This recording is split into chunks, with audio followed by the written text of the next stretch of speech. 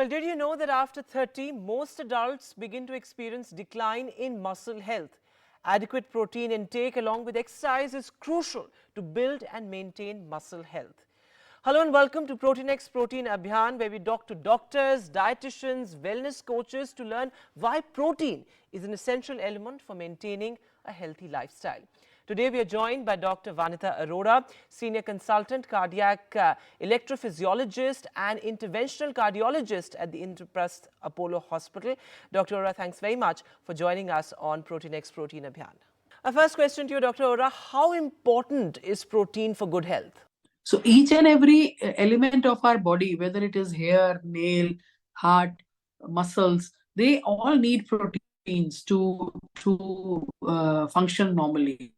So it is a good idea to add a good amount of protein in your diet. A balanced diet is the key to the right health, to the good heart health also. Absolutely. And what signs and symptoms will the body show if we do not consume adequate proteins? See, proteins are required for our body build-up, especially our muscles to function properly. We need proteins in our body to function at the cellular level.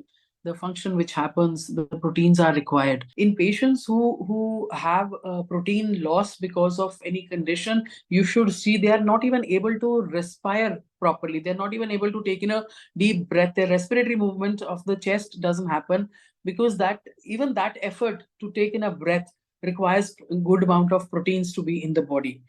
Henceforth, you have to take proteins, good amount of proteins in the body.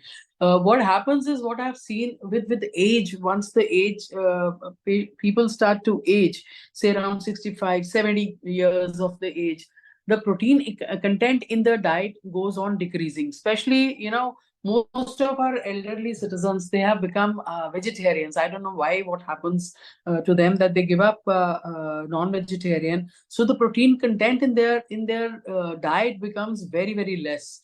They are eating less because of the metabolism goes slow with aging. And the protein content becomes practically zero. They don't want to take milk. They don't want to take curd. They don't want to take paneer. How much paneer can you eat? How much cheese can you eat? So whatever is the content comes from eggs. They don't want to eat eggs. They don't want to eat non-vegetarian. They hardly take one katori of dal in their diet.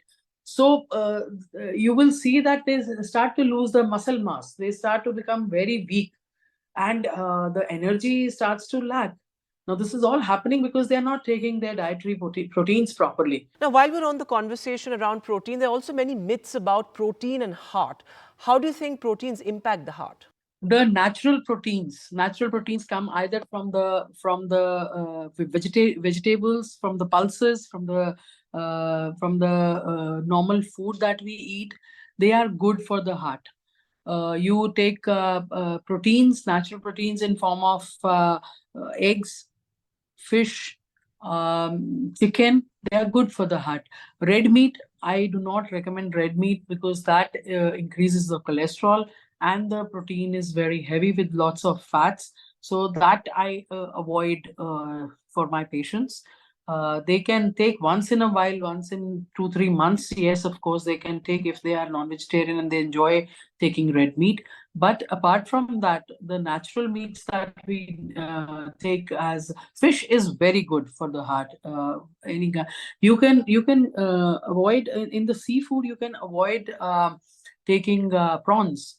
They are not good for cardiac patients, or neither because they increase the cholesterol also. And out of the seafood, that is the only thing I would want you to avoid.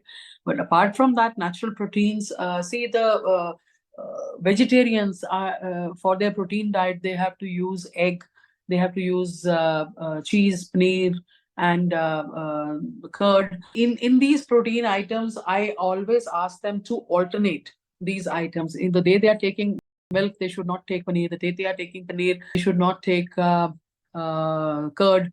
So they can alternate this and still take their amount of proteins that are good for their health. And Dr. Arora, is current lifestyle a key reason also for low protein intake amongst your patients? I would agree with you that the junk food has become a habit.